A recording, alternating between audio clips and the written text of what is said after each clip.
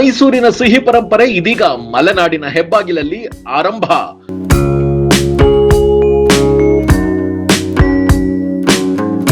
ಮೈಸೂರಿನ ಸುಪ್ರಸಿದ್ಧ ಶ್ರೀ ಮಹಾಲಕ್ಷ್ಮಿ ಸ್ವೀಟ್ಸ್ ನಮ್ಮ ಶಿವಮೊಗ್ಗದಲ್ಲಿ ಡಿಸೆಂಬರ್ 22ರಿಂದ ಶುಭಾರಂಭವಾಗಲಿದೆ.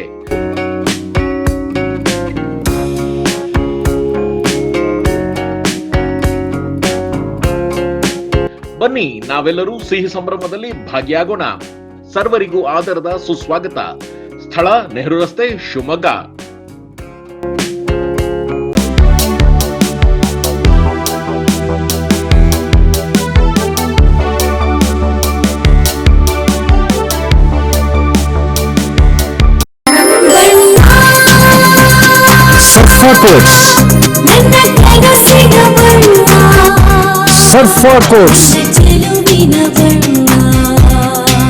ಸರ್ಫಾ ಕೋಟ್ಸ್ ರವರ ಸುದೀರ್ಘ ಬಾಳಿಕೆಯ ಸುಂದರವೂ ಆದ ಜಲಾಧಾರಿತ ಪರಿಸರ ಸ್ನೇಹಿ ಪೇಂಟ್ಗಳನ್ನೇ ಬಳಸಿ.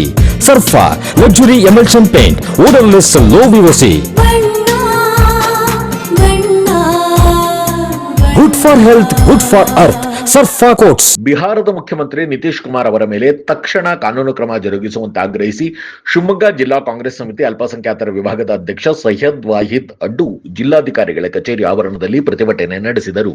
ಪ್ರತಿಭಟನೆಯಲ್ಲಿ ಮಾತನಾಡಿದ ಸೈಯದ್ ವಾಹಿದ್ ಅಡ್ಡು, ಬಿಹಾರದ ಮುಖ್ಯಮಂತ್ರಿ ನಿತೀಶ್ ಕುಮಾರ್ ಅವರು ಆಯುಷ್ ಮಹಿಳಾ ವೈದ್ಯರಿಗೆ ಪ್ರಮಾಣ ಪತ್ರ ವಿತರಿಸುವ ಕಾರ್ಯಕ್ರಮದಲ್ಲಿ ಸಾರ್ವಜನಿಕರ ಸಮ್ಮುಖದಲ್ಲಿಯೇ ಮಹಿಳೆಯ ಧಾರ್ಮಿಕ ವಸ್ತ್ರವಾದ ಹಿಜಾಬ್ ಅನ್ನು ಕೈಯಿಂದ ಎಳೆದು ಅವಮಾನ ಮಾಡಿರುವ ಘಟನೆ ನಡೆದಿದೆ. ಮಹಿಳೆಯನ್ನು ಅವಮಾನಿಸಿರುವ ಈ ಘಟನೆ ಅತ್ಯಂತ ಖಂಡನೀಯವಾಗಿದ್ದು, ಮುಖ್ಯಮಂತ್ರಿ ನಿತೀಶ್ ಕುಮಾರ್ ಮಹಿಳೆಯ ಕ್ಷಮೆ ಕೇಳಬೇಕು ಮತ್ತು ಸಂವಿಧಾನದ ಉಲ್ಲಂಘನೆಯಾದ ಹಿನ್ನೆಲೆಯಲ್ಲಿ ಅವರ ವಿರುದ್ಧ ಕಾನೂನು ಕ್ರಮಕ್ಕೆ ಆಗ್ರಹಿಸಬೇಕೆಂದು ಪ್ರತಿಭಟಿಸಿ ರಾಷ್ಟ್ರಪತಿಗಳಿಗೆ ಜಿಲ್ಲಾಧಿಕಾರಿಗಳ ಮೂಲಕ ಮನವಿ ಮಾಡಿದ್ದಾರೆ. ನಿಮ್ಗೆ ಬಿಪಿ, ಶುಗರ್ ಇದೆಯಾ?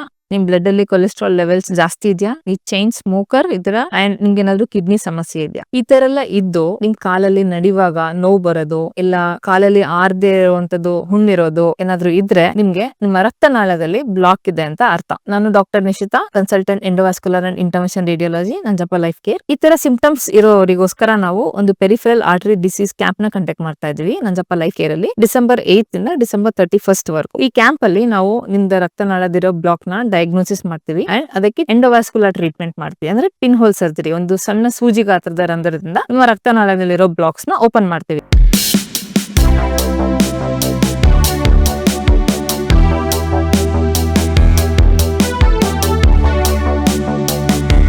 ಜಿಲ್ಲಾ ಕಾಂಗ್ರೆಸ್ ಸಮಿತಿ ಅಲ್ಪಸಂಖ್ಯಾತರ ವಿಭಾಗದ ನಾನು ಅಧ್ಯಕ್ಷ ಆಗಿದ್ದೀನಿ, ಸೈಯದ್ ವಾಹಿದ್ ಅಡ್ಡು. ನಾವು ಇವತ್ತು ಪ್ರತಿಭಟನೆ ಮಾಡೋದು ಕಾರಣ ಏನಂದರೆ, ಈಗ NDA ಸರ್ಕಾರ ಬಂದ ಮೇಲೆ ಏನು NDA ಸರ್ಕಾರದಲ್ಲಿ ನಿತೀಶ್ ಕುಮಾರ್ ಪಾಲುದಾರಾಗಿದ್ದಾರೆ. ಈ ಹಿಂದೆ ಈ ರೀತಿ ಅವರು ಮಾತಾಡ್ತಾ ಇರಲಿಲ್ಲ. NDA ಸರ್ಕಾರದಲ್ಲಿ ಮರ್ಜಾದ ಮೇಲೆ ಅವ್ರು ಪದೇ ಪದೇ ಅಲ್ಪಸಂಖ್ಯಾತರಿಗೆ, ಮಹಿಳೆಯವರಿಗೆ, SC/ST ಜನರಿಗೆ ಎಲ್ಲರಿಗೆ ಅವಮಾನ ಮಾಡೋದು ಇವ್ರದ್ದೊಂದು ಅಭ್ಯಾಸ ಆಗಿಬಿಟ್ಟಿದೆ. ಮೊನ್ನೆ ಇತ್ತೀಚೆಗೆ ಒಂದು ಮುಸ್ಲಿಂ ಮಹಿಳೆ ಡಾಕ್ಟ್ರವರು ಅವರಿಗೆ ಜಬರ್ದಸ್ತಿ ಕೈಯಿಂದ ನಕಾಬನ್ನು ಎಳೆದು ಹಾಕಿದ್ದಾರೆ. ಹಿಜಾಬ್ ತೆಗೆದು ಎಳೆದು ಹಾಕಿದ್ದಾರೆ. ಇವರಿಗೆ ಯಾರು ಅಧಿಕಾರ ಕೊಟ್ಟಿದ್ದಾರೆ? ಜನ ಅಧಿಕಾರ ಮುಖ್ಯಮಂತ್ರಿ ಹಾಕಿ ಕೊಟ್ಟಿದ್ದಾರೆ. ಅವ್ರಿಗೆ ಹಿಜಾಬ್ ತೆಗೆಯೋದು ಯಾರಂತ ನಮಗೆ ಅರ್ಥ ಆಗ್ತಾಯಿಲ್ಲ. ಇವ್ರು ಯಾರನ್ನಾರ ಮಕ್ಕಳ ಮೇಲೆ, ಇವ್ರ ಮಗಳ ಮೇಲೆ ಯಾರನ್ನಾರ ವೇಲ್ಗಿಲ್ ಯಾರನ್ನಾರ ಹೇಳ್ಕೊಂಡು ಹಾಕಿದ್ರೆ ಏನಾಗುತ್ತೆ? ಅವರಿಗೆ ಕತೆ ಏನಾಗುತ್ತೆ? ಅವ್ರಿಗೆ ಯಾವ ರೀತಿ ಬೇಜಾರಾಗೋದು? ಈ ಸಮಾಜಕ್ಕೆ ಇದು ಅವಮಾನ ಆಗಿದೆ.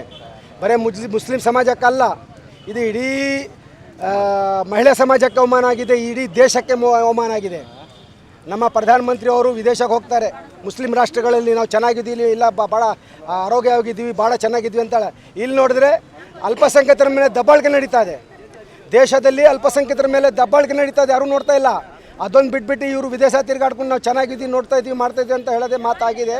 ಇದು ಪದೇ ಪದೇ ನಮ್ಮ ಎಲ್ಲ BJP ಲೀಡ್ರಿಂದ ಹಿಡಿದು NDA ಲೀಡ್ರ್ ಎಲ್ಲ ಬರೇ ಪದೇ ಮಾತೆತ್ರೆ ಬೆಳಗಿನ ಜಾವ ಆದರೆ ಬರೇ ಹಿಂದೂ ಮುಸ್ಲಿಂ ಅದೇ ಕತೆ ಆಗದ್ಬಿಟ್ಟು ಅಭಿವೃದ್ಧಿ ಬಗ್ಗೆ ಯಾರೂ ಗಮನ ಕೊಡ್ತಾ ಇಲ್ಲ. ಯಾವನು BJP ಲೀಡ್ರ್ ಆಗಲಿ, NDA ಲೀಡ್ರ್ ಆಗಲಿ ಅಭಿವೃದ್ಧಿ ಬಗ್ಗೆ ಯಾರೂ ಮಾತಾಡ್ತಾ ಇಲ್ಲ. ಬರೇ ಮಾತಾಡಿದ್ರೆ ಹಿಂದೂ ಮುಸ್ಲಿಂ ಜನದ ವೇಷ ಬೀಜವನ್ನು ಹುಟ್ಟಾಕ್ಸ್ತಾ ಇದ್ದಾರೆ. ಈ ರಾಜಕೀಯ ಸರಿ ಇಲ್ಲ. ನಾವು ಹೇಳೋದೇನೆಂದರೆ, ನಿತೀಶ್ ಕುಮಾರ್ ಅವರು ಏನು ಅವರು ಹಿಜಾಬ್ ತೆಗೆದು ಹಾಕಿದ್ದಾರೆ, ಕೂಡಲೇ ಅವ್ರ ಸ್ಥಾನಕ್ಕೆ ರಾಜೀನಾಮೆ ಕೊಡಬೇಕು. ಅಲ್ಲಾದರೆ ಆ ಮಹಿಳೆಗೆ ಅವರು ವೈಯಕ್ತಿಕವಾಗಿ ಕ್ಷಮೆ ಕೇಳಬೇಕು, ನನ್ನ ಕಡೆಯಿಂದ ತಪ್ಪಾಗಿದೆ ಅಂತ. ಅಲ್ಲಿ ರಾಷ್ಟ್ರಪತಿಗೆ ನಾವು ಮನವಿ ಕೊಡ್ತಾ ಇದ್ದೀವಿ. ಇವತ್ತು ರಾಷ್ಟ್ರಪತಿಗೆ ಮನವಿ ಕೊಡ್ತಾ ಇದ್ದೀವಿ, ಅವ್ರು ವಜಾ ಮಾಡಿಸಿ ಮತ್ತು ಆ ಮಹಿಳೆಗೆ ಕ್ಷಮೆ ಕೇಳಬೇಕಂತ ನಾನು ಕೂರ್ಕೊಂತೀನಿ. ಅವ್ರು ಇಷ್ಟೇ ಹಿರಿಯ ವಯಸ್ಸವರು, ನಾವು ರೆಸ್ಪೆಕ್ಟ್ ಕೊಡ್ತೀವಿ, ಮುಖ್ಯಮಂತ್ರಿಗೂ ರೆಸ್ಪೆಕ್ಟ್ ಕೊಡ್ತೀವಿ, ಅವರಿಗೂ ರೆಸ್ಪೆಕ್ಟ್ ಕೊಡ್ತೀವಿ. ಈ ರೀತಿ ಮಹಿಳೆಯವರಿಗೆ ಪದೇ ಪದೇ ಅವಮಾನ ಮಾಡೋದು ನಾವು ಸಾಯಿಸಲ್ಲ.